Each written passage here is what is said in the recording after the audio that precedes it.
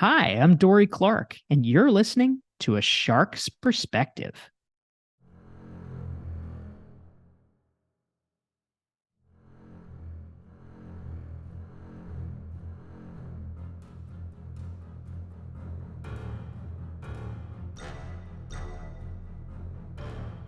Welcome back, and thank you for joining A Shark's Perspective. I'm Kenneth Kinney, but friends call me Shark. I'm a keynote speaker, a strategist, a shark diver, host of this show, and your chief shark officer. What is your long-term strategy? Seems like many people and companies are pivoting on a dime as things change so rapidly. But are you actually accomplishing your long-term goals with a well-planned long-term strategy? Many simply just do not have one. So I ask again, are you playing the long game with the strategy of your brand?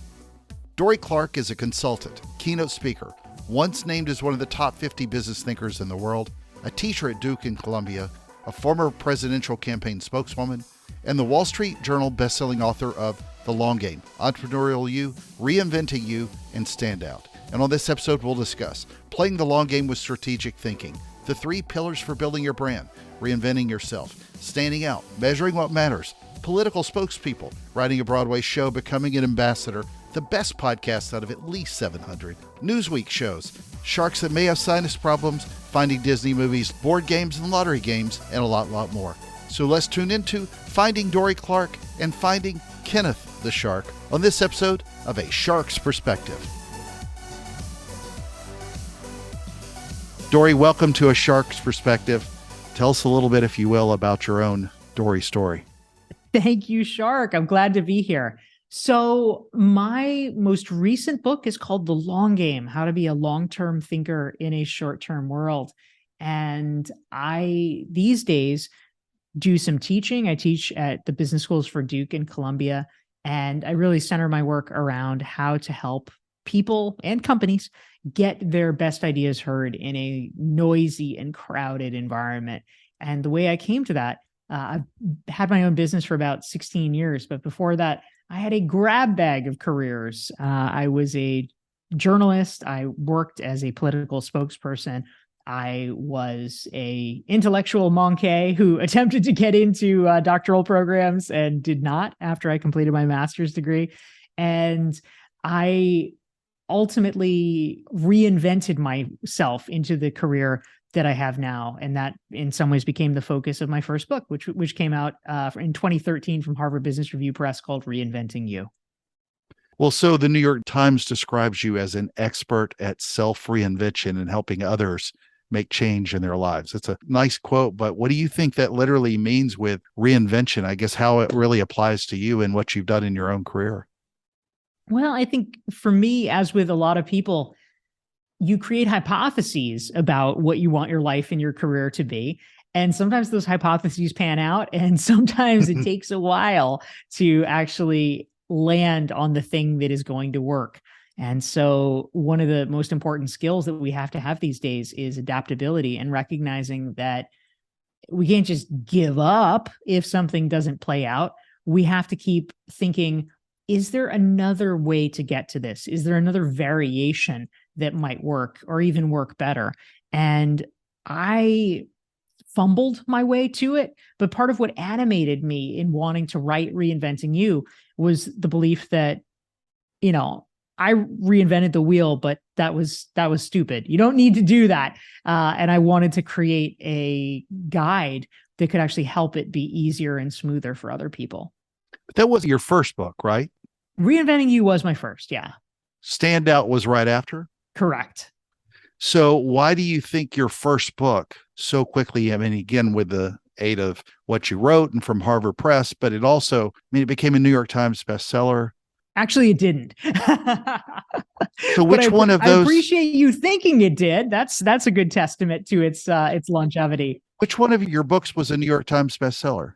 Technically, none of them. But my most recent book, Wall Street The Long Game, was a Journal. Wall Street Journal bestseller. So yeah, that was a little bit of a story of perseverance and platform building, because it was book number 4, and I had to sort of work my way into the knowledge of how to launch a bestseller, and having enough connections and having enough audience to be able to get a bestseller. So it took me 4 books, but we got there. I get the New York Times quote in my head when thinking about you. So one of the things you've done in your career also is that you've been a press secretary and communications director for politicians like Howard Dean and Robert Wright. Putting that hat back on, whenever you sit back and watch any of those people in similar roles today, whether it's Karine Jean-Pierre, Jen Psaki, Kayleigh McEnany, or even Sarah Huckabee Sanders, I'm just curious, aren't you glad that your long game didn't turn into that? Because there's a different level of scrutiny that they go under. But what you go through in that role, you just must look at it as somebody that's been there in a similar role and find that to be very painful. I have a lot of empathy for people who are working on political campaigns now. I mean, even back then, back in the day, it was an incredibly all-consuming job. I remember I had I was coughing, like I couldn't stop coughing for like 7 weeks. And it was really just miserable. And it was because I needed an antibiotic, it turned out. And I did not have time to go to the doctor. Like, that's just what your life is like when you're on a presidential campaign and it's getting toward the primary. It's like, wow, that hour and a half, I really can't spare it. So I will just be miserable and compromise my health. So that it's a tough way of life. So I commend the people who are working hard and trying to make a difference. Yeah, no kidding. So your big hit, Long Game from 2021, How to Be a Long-Term Thinker in a Short-Term World. Why do you think that message has resonated so well? Well, I think that one of the fascinating things that has rolled around in my mind for a number of years, I was at my quest around strategic thinking actually started back around 2018, I think it was. I was invited to give a talk at the Peter Drucker Forum, which is an annual event they have in Vienna, about strategy. And they basically said, anything you want about strategy, and I was trying to figure out like, well, okay, what could I actually say? What would be interesting? And one thing that I realized very quickly was when it comes to strategic thinking, there's pretty much no debate, right? It's not that there's anybody that's like, oh, that's so terrible, we hate strategic thinking. I mean, it's the opposite. Everybody thinks being strategic is the world's greatest thing. The problem is not that people don't believe in it. The problem is they don't do it. And so I started to get interested in this question of what is the gap? What is preventing us from doing the thing that everybody thinks is so great? And that led me down the path of exploring that. How do we become better long-term thinkers, and how can we overcome the obstacles that are in our path? And as it happened, I ended up writing the book during COVID. So that was a pretty big obstacle in the path of long-term thinking. But the truth is, now that we're past, I say in air quotes, the pandemic, or at least past the worst of it, I believe that this is a unique time where we're able to do a little bit of a reset. And even though we've been forced into short-term thinking because of exigent circumstances, now's the time that if we do it right, we can choose. We can actually really make a conscious choice to embrace long-term thinking more. When you were studying and doing your research for the book, did you look at any other cultures across the globe? The reason I ask is because, a lot of the Eastern cultures tend to think more longer term than a lot of people here. And I don't know if that's necessarily as true today as it has been historically, but I'm curious if you noticed any differences at all, especially because, again, you have spoken in Spain, you've spoken in Vienna, a lot of these other Western European countries as well. I mean, there's a different nuance, if you will, to each one of those cultures. Yeah, it's a great question. And in fact, one of the talks that I gave about the long game was at something called the Long Now Foundation, which is an organization that was founded by Stuart Brand and a host of other talented thinkers in the Silicon Valley world. And they focus on, I'll call it extreme long-term thinking. A lot of what they're talking about is a 10,000 year time frame. How can we be sort of planetary long-term thinkers?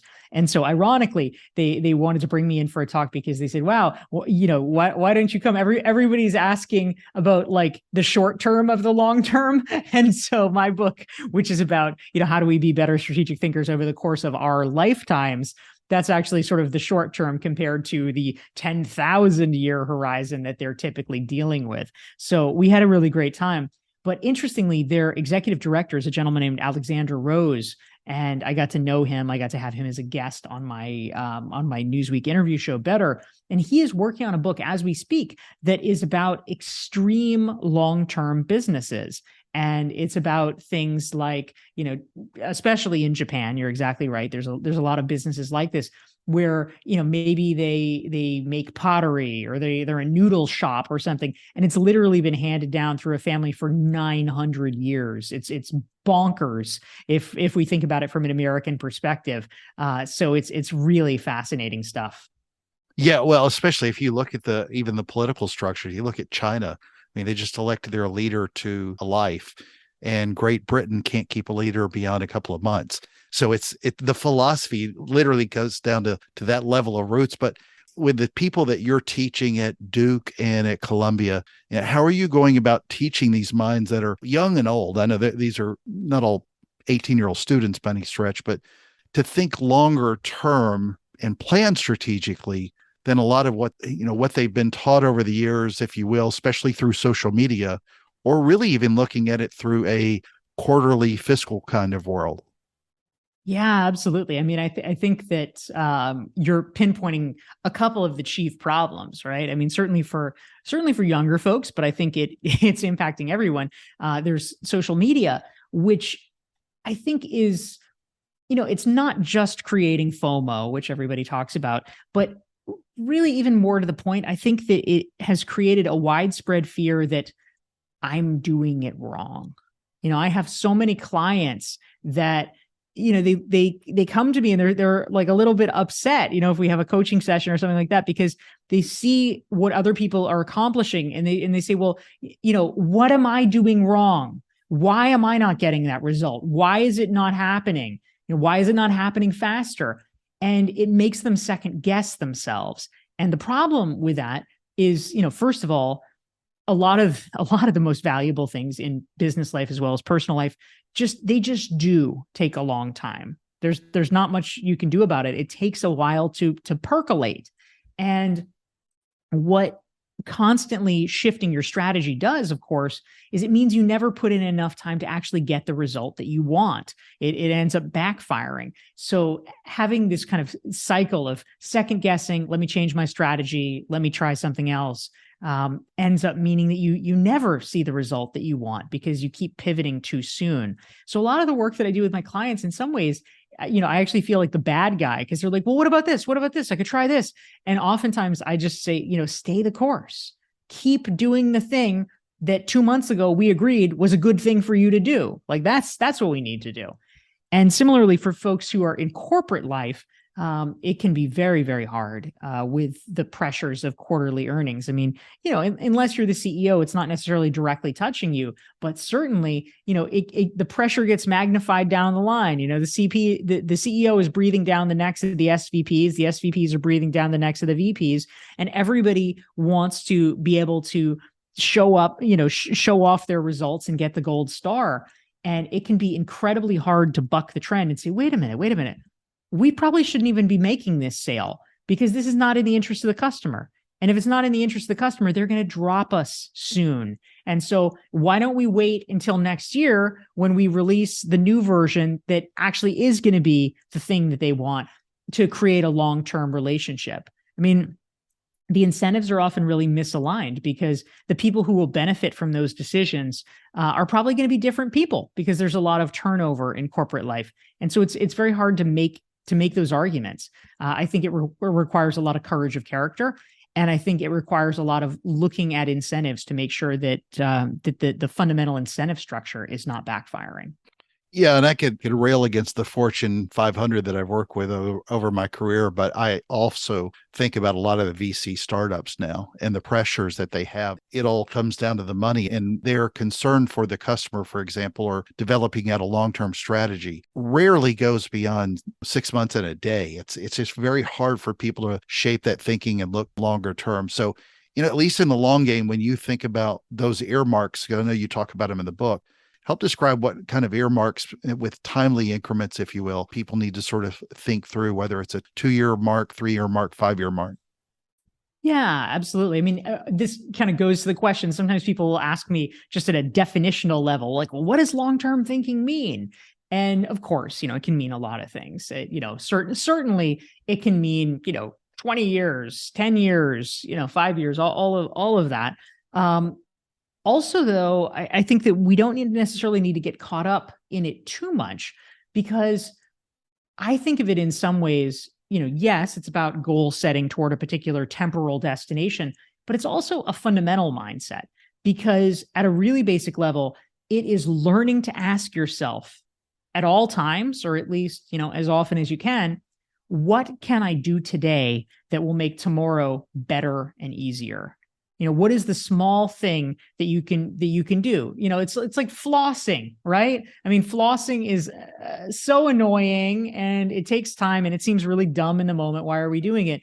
But 20, 30 years from now, we will all be extremely happy we still have our teeth in, when our grandparents did not. It's very interesting as you get older and think about the concept of time, and now you think about the strategy of your own life, your career, what you want to do. When you look backwards, it's a different lens of looking at time than it is if you look forwards. And it's very hard for a lot of people to plan out beyond a day or a week or a year or whatever. It's very easy to look back at over the last 10 years, 20 years, 30 years. It's difference between looking at decades in the past versus weeks to months to years to a short number of years in the future. And I think that's very interesting. In the book, you also talk about sort of 3 pillars with content creation, social proof, and networking. Talk a little bit, if you will, about those, and especially about social proof, because again, that kind of goes back to what we were talking about earlier, how that helps you build, your own long-term view as a brand. Yeah, thank you, Shark. I think social proof is critically important, and sometimes not as well understood as it should be, which is one of the reasons why I really try to hammer it home in the long game and in the work that I do. I have a course called the Recognize Expert course that's sort of built around those principles. And basically, social proof is a concept that gets talked about in psychology. And, in this application, basically what it means is, what are the markers of credibility that you can surround yourself with so that other people are more likely at a glance to take you seriously and to listen to you? And this becomes critical because, of course, it's right. If you get to know somebody over 20 years or whatever, who cares what their social proof is? You know them really well. You're around them. You've got the vibe. But we're in such a fast moving society right now. People are really not paying a lot of time or attention on vetting someone as an individual. They're just really sort of looking, they're scanning their inbox, or they're scanning the room, and they're saying, well, who here is worth talking to? Who here is worth listening to? And that's not necessarily fair. I mean, it'd be great if everybody patiently evaluated us on our merits, but they are busy. They just literally don't have the time to do it. And frankly, you probably don't either. And so we're all doing this for better or for worse. And so if we want to be successful, we need to telegraph as quickly and as strongly as possible that we have good ideas we are worth listening to. So the route to do it is social proof, which is, how can we surround ourselves with, largely what this means is, how can we surround ourselves with affiliations that they already know and trust, so that kind of rubs off on us. So it could be the social proof of, as we were talking about earlier, I teach for Duke and Columbia. Those are brand names that people recognize. And they say, oh, okay, well, she must be, she must at least make some sense if she teaches for those places. It could be about places that have written about you. It could be places you've written for. It could be clients that you have. It could be conferences you've spoken at. There's a variety of different variations, but all of them convey social proof. Whenever I coach anybody, I really sort of ask them to sort of look through the prism of their digital footprint, and they create a lot of noise, but often not much of a footprint. And so you can call it SEO from one angle, but again, sort of thinking through that. How do you look at content creation with what you do for a living now? Because I see you all the time on Newsweek. I see you on a lot of lists all the time. I mean, you're putting out a lot of content right now. Yeah, thank you. So yes, I do have the weekly interview show with Newsweek that I've done for the last couple of years, and certainly for the past. How did you get that, by the way? How did Newsweek approach you? Yeah, so the there's kind of a why and a how. I guess the how is that one of the things, you were mentioning earlier, the three pillars of the recognized expert formula. One of them social proof, one of them's content, one of them's network. This was a network play, I guess, in some ways, because over the past 7 or 8 years, I have been really aggressive about organizing dinner gatherings and just meeting a lot of people. I had moved to New York and I didn't know anybody, so I really needed to meet people. So at one dinner, a sort of friend of a friend that I ended up inviting was a woman who worked for Newsweek, and that was the initial connection. And then over time, I mean, this was not an immediate thing. This was about a year and a half after I first met her, but we had stayed in touch. We ended up having a conversation where we did this. The reason that they were interested and that I had something to offer was LinkedIn Live had really just kind of just started. It was just starting in early 2020, and I had started doing it early on in the pandemic. And I was conversing with this woman about their LinkedIn strategy and about the fact that, maybe this would be a helpful thing for them to try as well. And so we struck a deal for me to host a show. That's brilliant. So other networking, how do you sort of look at networking from a long-term perspective? So in the long game, I actually have a chapter about networking because I have some ideas about it, Shark. And so one of my most important ones is a philosophy that I call no asks for a year, because I think that one of the mistakes that a lot of people make, even well-intentioned people, is they don't quite know how networking should go. And so the minute they connect with somebody who has something of value to offer, like, oh, this person works for this company, or this person knows this other person, or whatever, they jump on it too fast. And they say, oh, hey, Shark, I know that you've interviewed Seth Godin. Hey, can you introduce me to Seth Godin? I've always wanted to meet Seth Godin, or, whatever it is. And, you're like 15-minute virtual coffee. That's the request we get every 5 minutes. There we go. And it's just, it's horrifying because, number one, they have no understanding that like everybody and their brother is asking you the same thing. They are not unique in any way, but they have, no knowledge of that. And so you're hearing it and you're like, oh God, number one, another person asking me for the same thing. Number two, another person who I barely know who is trying to trade on my hard-earned social capital. And they just don't, there's a cluelessness because they don't understand the enormity of the ask, because it's sort of vouching for a person. It's putting your political capital on the line. And so what I really think is critical is if you're building a relationship with someone, don't do it because you want a thing. Do it because you want to get to know that person. And so if you make a rule, no asks for a year, what that means is that, number one, they will not get the wrong impression that you are only in it to get something from them. And number two, you are not at risk of even secretly formulating an agenda like that, because a year, frankly, is a long time to keep up some facade. The point is that you are not playing some game. You're just getting to know a person. And then once people are friends, they'll do anything for each other. It's all cool. Nobody's keeping track, but you don't want to blow a relationship that could have been promising by jumping too soon on give me this. Yeah, I think it's fascinating because although I agree with everything you just said, I understand as well, I'm sure you do, what the pressures are that are pushing them into asking these stupid questions. I get it. They need to do it because they're trying to sell something to make their numbers so they have a living to take care of their families. There's just better ways of going about it. Especially even with LinkedIn, it's still engaging with my content or saying something nice without or offering an introduction, just anything other than, can you do something for me 2 minutes into the relationship? I don't understand it from a social perspective. I don't know if they're clueless or if they are clueless because of the pressures that are put on them to sell. Not sure which it is, but it's I haven't figured out the answer myself either. Yeah, I think I think you're exactly right, and you're pointing to something important. There is an author, and I hope I'm pronouncing his name right. I believe it's Sundil Mullainathan, and he wrote a book called Scarcity. And it is basically, he's a sociologist, and it's basically a book you're operating under conditions of scarcity. You don't have enough money, or you don't have enough whatever. And it turns out the answer is nothing good because you get so myopically focused on, I need a this, I need a this, I need a this, that all to the point of long-term thinking, all long-term consequences completely go out the window. You could care less because the need seems so pressing in the moment. And that's, why a lot of people just lose common sense. I mean, I think if anybody thought about it for 5 minutes, they'd realize, wow, that's pretty offensive, to sort of jump on somebody you've just met and ask them for some huge favor.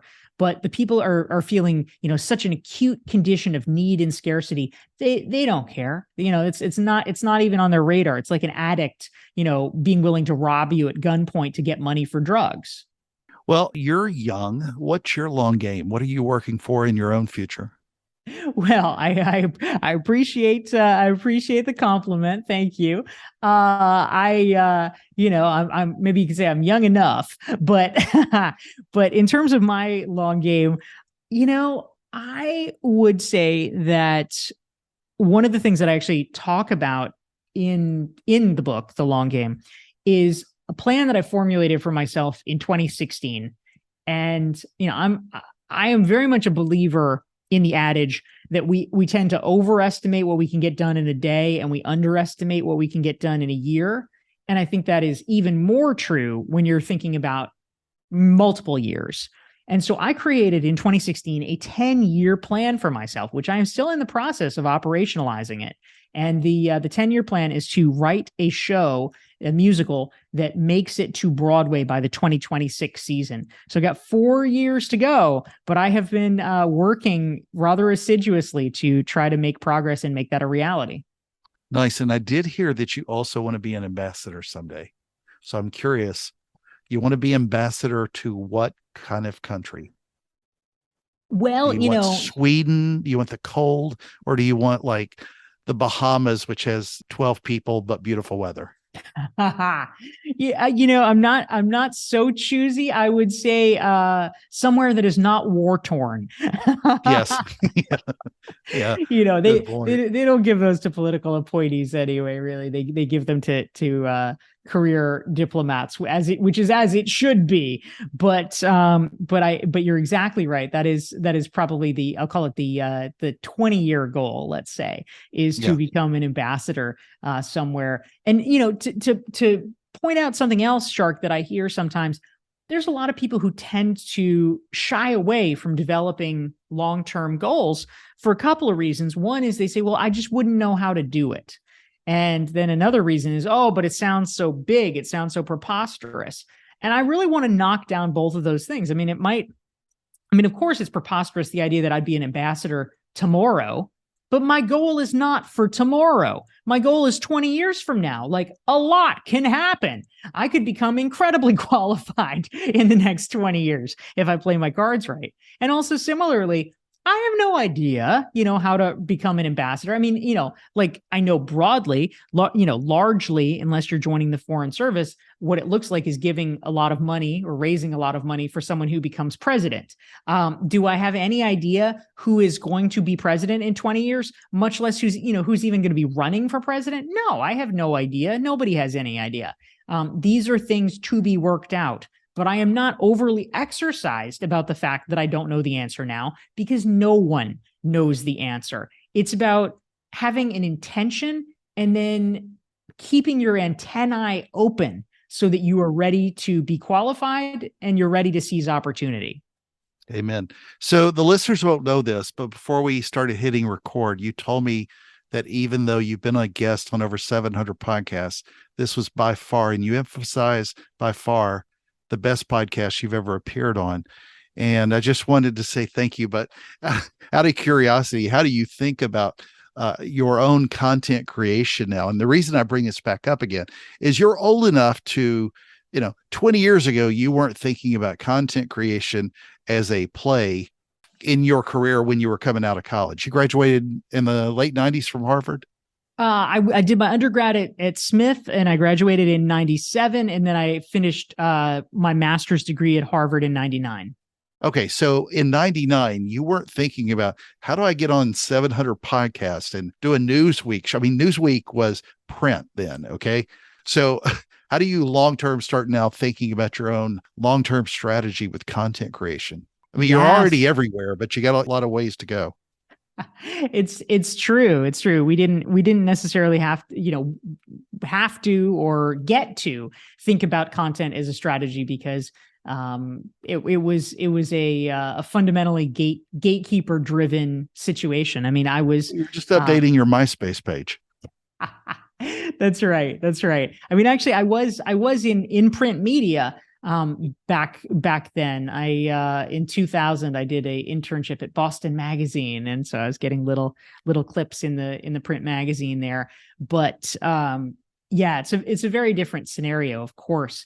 So I think that ultimately what we all need to be thinking about is how can we capture what we're already doing? Because, for so many people, I think the hang up is they say, well, I don't have time for content creation. And I get it. If you were having to create something from whole cloth, you're busy. It's hard.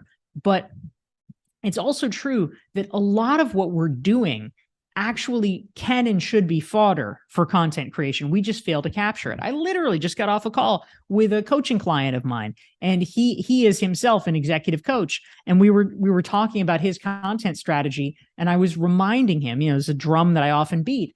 Keep a notebook by your desk, because you're having conversations with people every day. You're talking to your clients. You're seeing what challenges and problems they're having. They have a situation.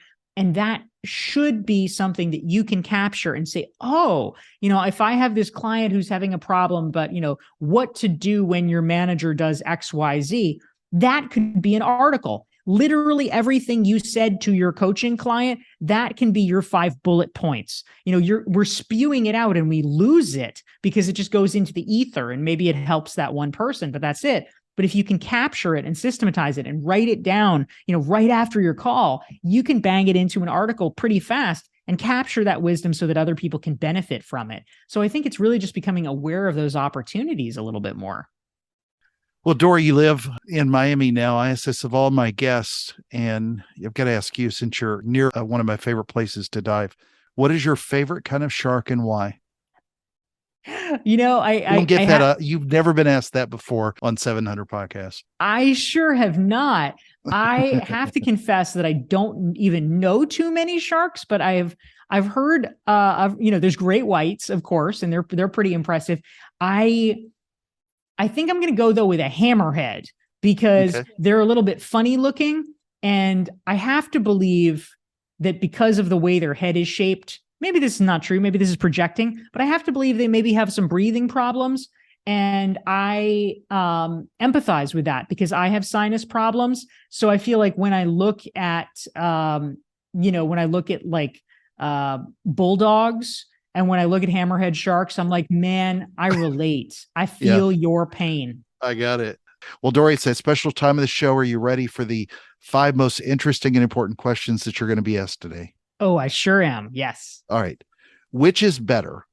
Hoping you've seen this movie, but granted the last name of the latter movie spell wrong. But which is better, Finding Nemo or Finding Dory? I'm going to punt on this, Shark, because actually I started to watch Finding Nemo because my name became suddenly super popular because of it, of course. And I'm like, I have to see this cultural phenomenon. And so I watched it, and within 30 seconds, the parents die, like every movie, like Bambi. Yeah. And I'm just like, no, I'm not doing this again. Bambi screwed me up. I'm not going to watch this thing. So I turned it off. Fair enough. Well, it was more of a showcase for Ellen in the second one, since she was Dory and she was hilarious. But all right, let's talk long games, but long board games. Monopoly or chess? Oh, wow. I do like them both, but I would probably say my Monopoly. My chess skills are underdeveloped, even though I am a fan of it. So, but I played a lot of Monopoly as a kid. Well, you teach at both these schools. This is going to be a very politically incorrect answer. I got to hold you to one of these, but which do you think has a prettier campus, Duke or Columbia? Oh boy. I'm going Duke. Yeah, I was going to weigh in. I've seen both campuses, and Duke's is a beautiful campus. Yeah, it's also a little bit more, sort of self-contained. The Columbia campus is kind of, a little more integrated with the community, which is great. I mean, New York is a wonderful place to be, but Duke is more of a campus. It's urban campus versus a traditional campus. So, all right, another long game question. You're young. Let's say you won a $500 million jackpot. Lump sum payout or 30-year annuity?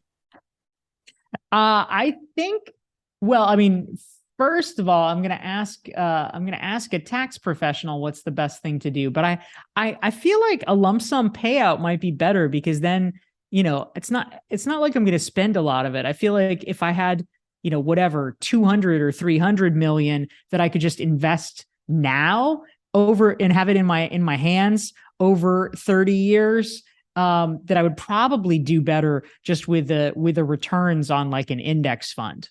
Fair enough. All right, number 5, and the most important question that you're going to be asked today is biscuits or cornbread? I'm going cornbread all the way, but not if there's jalapenos in it. That's weird.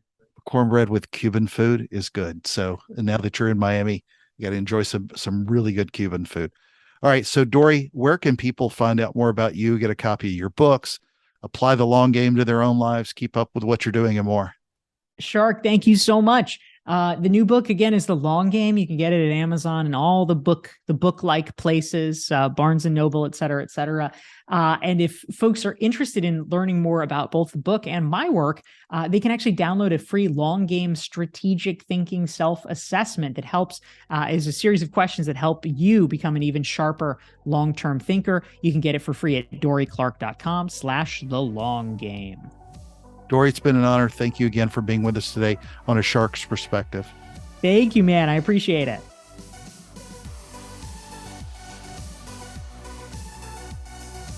So there was my conversation with Dorie Clark, a consultant, keynote speaker, once named as one of the top 50 business thinkers in the world, a teacher at Duke and Columbia, a former presidential campaign spokeswoman, and the Wall Street Journal bestselling author of The Long Game, Entrepreneurial You, Reinventing You, and Stand Out. Let's take a look at 3 key takeaways from our conversation with her. First, I love her long-term view with networking.